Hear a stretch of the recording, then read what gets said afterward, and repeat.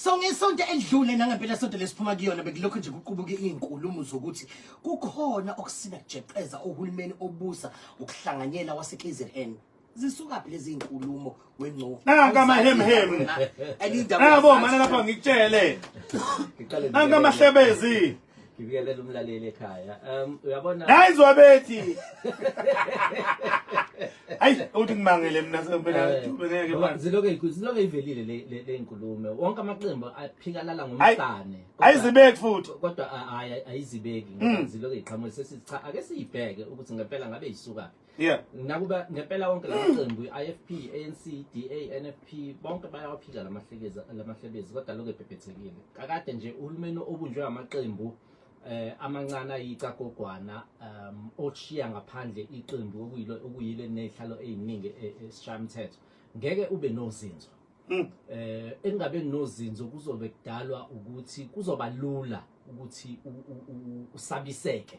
njengoba kuqhamuka lamahlebezi nje abantu bangaqala batatazele ukuthi kwenzakalani baqale babe nokungathembani so umsuka ke kungenzeka ukuthi usuka kulaba abafuna ukubona ubonalohulumeni ungenalo uzinzo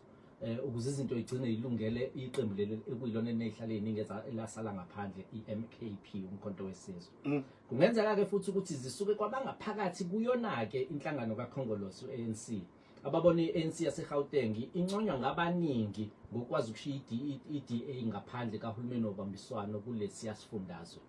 so nabo babona ukuthi mhlambe mangase bakwazi ukwenza lokhu la eKZN bangathola ukubuyela ekuthandweni abantu njengoba sazi ukuthi baluze amavoti kakhulu ubuholi beANC eKZN ke futhi bulengelwa yizembe ngemuva kokungakwazi ukugwema ukudliwa kwevoti iMKP okhethweni ziloke ivelile inkulumo ukuthi iNEC ingasihlakaze lobuholi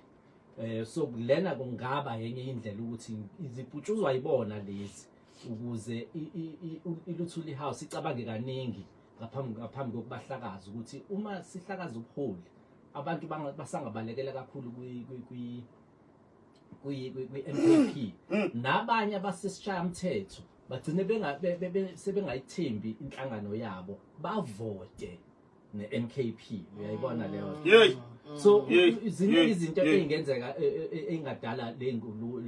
lamahlebezi ngoba ipolitiki mase kunjena yonke into osukuyibona kusuke kukhona okungalekwayo okusuke kuyikona okwenzeka ngempela isizathu sithize manje uma ngabe ke laba bakaKhongolose ke lapha kwaZulu Natal ke bengase beshaya ngempotho ngempela bafuna ukuthi ikhishwe iDA bangakwenza kanjani lokho uyabona njoba eqaleni ngiqale ngathi makhathakhatha bangafuna kungenzeka bafune ukuzenza babukeke bebahle bethandwa abantu belandala ezinyathelweni zaseKhongolose waseGauteng ngoba into engababuyisela abathi yazi ukuthi abantu abaningi abayijabulelanga indaba yokusebenza neDemocratic Alliance bayakuncamela ukusebenza neIFP bayakuncamela ukusebenza neNFP but okungenani singaze siye kwiAFF neMKP kodwa niyelini kwiDA so uma benza lento kungabe befuna ukukhipha yona iDA so nakuba ke ngingakholwa ukuthi bangakwenza lokhu ngoba iDA yala eKZN ibukeka isebenzisana kangcono kabi kuhulumeni lo obambiswano la eKZN umqhathanisa nakuzwelonke la ubona khona ukungcofana okuningi ukuphuma kweANC kulo hulumeni bumbe omunye mhlawumbe neMKP kuyobe kusho kodwa ukuphelelwa amandla kweANC waphela iMKP sakhumbula ukuthi inezihlalo eziwu37 iANC na 14 yabo iMKP nezihlalo eziningi okuphinda phindiwe okusho ukuthi mangabe beforma uhulumeni bebo babili iyothatha izihlalo eziningi kakhulu kwicabinet iANC mhlawumbe igcinisele na 3 noma na 2 okusho ukuthi kuyobe kukhala isicathulo seMKP so awuboni ukuthi into engabasiza leyo kanti kulo hulumeni okhona manje amandla acisha lingana ngoba iIFP inezihlalo eziwu15 iANC na 14 so iANC ayibukeki njengomuntu oholwayo ngoba bacishe nakuba undunankulu koweIFP kodwa bacishe balingana ngehlalo kanti uma beya kulenye ipartnership bazoba ama junior partners kuyona so enye izinto eyenza ngibone ngathi into eyenzeka so okunye uma bekwenza lokhu kufanele sibuze ukuthi kwiIFP neNFP kuyokwenzakalani kuzwelonke ngoba ukuze bakwazi ukubambisana la esifundazweni iIFP neNFP banikwe izihlalo zongqongqoshe lapha yakuzwelonke uyayibona leyo iMKP ayinayo amandla ukuthi sengisho ukuthi mangabe sebeyikhipha iIFP bekhipha iNFP la bekhipha iDA kuzokwenzakalani lapha kuzwelonke bazovuma yini ukuqhubeka bayisekele iANC ngoba siyazi phela ukuthi nakhona ibalande ngoba ingawinanga ngokuphela ibe ithole ngaphansi ka50% nabo bazothi bayashiya phela kuzwelonke bese ukuphazamiseka nohulumeni omkhulu ngale so nakuba ke sazi ukuthi iDA yona ke